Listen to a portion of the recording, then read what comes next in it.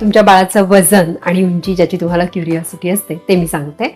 तुमच्या बाळाचं वजन आता जवळपास 1 किलो झालेलं आहे आणि त्याची उंची सेंटीमीटर मध्ये बघितली तर 35 ते 38 सेंटीमीटर झाली आहे.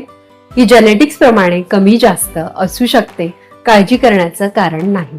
7वा महिना लागला म्हणजे आता तुम्ही 3rd ट्रायमिस्टर म्हणजे 3ऱ्या तिमाहीमध्ये प्रवेश केलेला आहे. आता 7वा महिना म्हणजे तुम्ही छान प्रेग्नन्सीला सरावलेले आहात.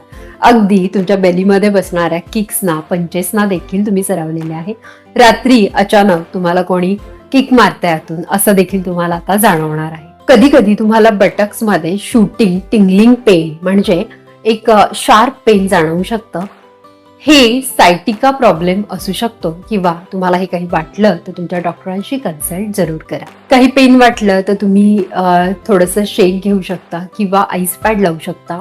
घरगुती नाही बरं झालं, तुम्हाला वेगळ्या प्रकारे हे पेन वाटलं तर तुम्ही तुमच्या डॉक्टरांचा सल्ला घेऊ शकता.